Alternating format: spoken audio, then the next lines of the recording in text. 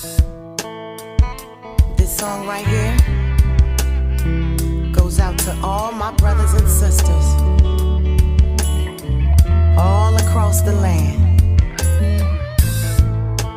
No matter what you're going through, you gotta keep your head up, 'cause God is with you. God is with you. Troubled world that I see every day through my eyes. So beautiful, God created thee. Oh, many people, many places, Lord have mercy, my earth was separated, and I'm just trying to get along in this world on my own, and I'm just trying to get along in this world on my own. I shall never worry, 'cause I'm not alone. God is with me, and I know He won't let me go. So if you're out there and you're lonely, just remember, faith is power, and you're not alone to get along in this world. I'm here. Brothers and sisters, ladies and gentlemen, believers and non-believers. Hi, I'm Joe the Street Preacher, and welcome back to my channel. And I'm here in Kensington, Philadelphia, and I'm going to show you a video. I'm going to show you the area where I'm about to preach at. I just want to show you the crowd. Everybody you see in that crowd is getting high. And I've been here for a little while, and I've been talking with people one-on-one, and I've offered help for people to want to come to the recovery unit, you know, and get away from these drugs. And I'm telling you, man, I think I have a better chance using a tow truck to forcibly pull them away. I mean, people say they need help. They say they don't like it out here. They agree that these streets are dangerous, but when it comes to making that step, are you willing now to go? I could take you to the recovery unit. They say, no, I don't want to go. And for what I learned, is that they're afraid, they fear what they call getting sick. And getting sick is when your body is dependent on this drug and it don't have it. I was even told you can die, you know, and I didn't know that. I learned that today, you know. So, you know, that's the worst thing to do is to make a choice and put this drug in your body, because the devil really has a stronghold on you, and people are afraid to get help. So we really need your prayers. You know, this place, man, is this is hell, man. I walked around this whole place, man. This place is hell, man, and I'm trying to snatch souls out of the fire, snatch souls out of this place, man. You know, it's terrible. It really is. And this place needs a lot of prayer. One thing I seen is that there's quite a few churches out here, and they out here feeding the people. They're set up, and they on different corners, and they got hot dogs, they got sodas. You know, I got with the church today, and I helped pass out water and hygienes and stuff like that. You know, I just helped them, you know, because I was coming down there to feed the people, but you know, God has shown me that He already had that set up. So I just, you know, helped people pass out food, and I just witnessed to people, you know, and told them, you know, that the Lord loves you. You know, life is better than this. It gets better than this. You don't have to be out in the streets. I shared them my testimony, you know, how I was in prison for 23 years. And I could have very well, my mom died when I was in prison. My brother died when I was in prison. My dad died before I went to prison. So I really didn't have any immediate family, to come home to. But, God had made a way for me to come home, to a family. And I stayed there for a minute until I got on my feet, which was real shortly, like a few months, and ever since then, I took off running, man. God blessed me with a wife. God blessed me with a job, a career, and I'm doing good, by the grace of God. It's like I've never been locked up before, really, so it's just, and I just want to offer that same help, man, just to tell people here, man, the same thing God did for me is the same thing God did for you. He delivered me from, cussing and just living a life of sin and chasing money, man. But, when I started chasing God, God supplied me with all the things that I need. So, it's just God giving me a heart for these people, man. And I just ask that you people keep praying for me, that God will use me, and I want to thank God for Brother Kevin Alexander, because I got a chance to talk with him before I came out here, and he really encouraged me. And, brother, you said some words that you probably don't know that they really had an effect on me. You said something that it was meant for you to say that, because you said, don't give up. It may seem like it ain't working, but God got you out there for a reason. Just plant the seeds. And it do feel like that sometimes, because you out here witnessing to people, and people, they listen to you, but they really not trying to get help. And I came out here to not just to preach, but to also reach. I try to reach a person, grab them, and take them to the recovery unit, and see to it that he come out of there, that he get a job, and that he continue to walk with Christ, But it's hard, man, and it causes sometimes to want to give up, But I remember the words that the brother said. It may seem like it ain't working, but don't give up. So thanks, brother Kevin Alexander out of Miami. Thank you for your words of encouragement. I also want to thank brother Jeffrey Wright. It's a brother I've been knowing for years. He's a Christian, a great man of God, a powerful, bold man of God. He was going to come out here with me, but at the moment he couldn't come. At the time I came out here, he couldn't come, because it's dealing with work related.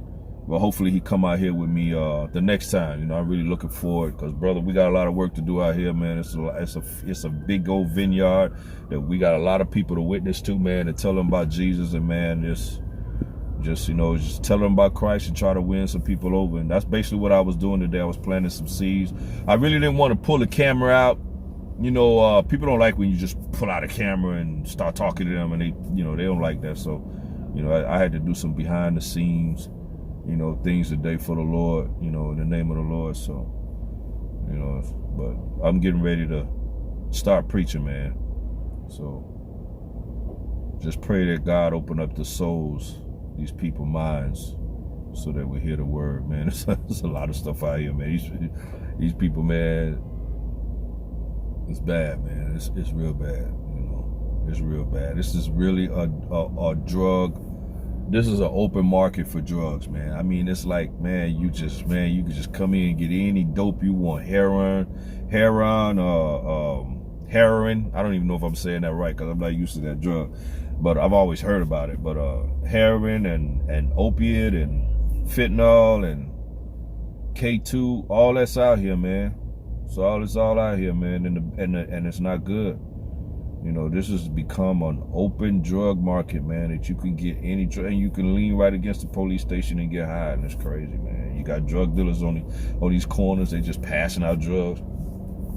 And I feel bad about that, man, because I used to be a drug dealer, years ago, back in the early 90s, and I went to prison for that. And God opened up my eyes, and I realized that, I was poisoning people, man. I was messing people's lives up. And, you don't really see that. When you making that money, number one, I was never on the street selling. I had people working for me. And you don't get a chance to see that. You just get the money, you just give it to the people, and give it to the people that work for you, and they're going to go ahead and pass it out, and people will jump. But you never get a chance to see the people, how they're dealing and coping with these drugs, man, how it's really messing their lives up, man. All you seeing is when the money come in, oh yeah, I'm gonna get me a Benz, I'm gonna buy me big fat jewelry, or I'm about to go shopping, oh man, I'm about to go clubbing tonight. That's all you see, man, and that's what the devil gets you to focus on, man. You're not focusing on it, you really destroying people's lives. You know, and God knows, man, I'm real sorry about that, man. I'm godly sorry. Not worldly sorry, but I'm godly sorry about that, man, that I was ever a tool for the devil to do such things like this, man. Really destroying people's lives. Because as I see these people, man, you know, it hurt me to see people putting drugs in their hands, man. It's almost like I want to snatch that drug out of their hand, man, and wrestle them down and shout at them and tell them, man, don't do that. You're destroying that person's lives. These people stand here and put needles in their body right in front of people. I'm going to show you this video. Look at that. The guy's putting a needle in this guy's neck. This is what they do with each other. They help each other inject, put the needles in their neck and their vein. You know, it's bad. And man, this is right on the street. It looked like he giving him a tattoo, right?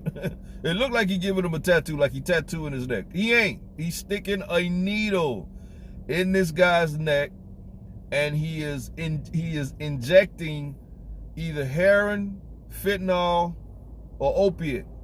Well, that same guy in the red later on is going to be slumped over, standing up. I was walking with a guy today, and as we was crossing the street, I was ministering to him. And he's not even looking. He's getting ready to just run right out there in the street. And I'm like, dude, hold up, a car's coming, you know? And he almost got hit. And I said, man, you got to really pay attention to what you're doing. You run out here, these cars will hit you, man, and kill you. You know, so. And this right here, what I'm showing you, this is just a small section. You know, this is one of the spots where a lot of them hang out at. But they got I think that's the people right there setting up.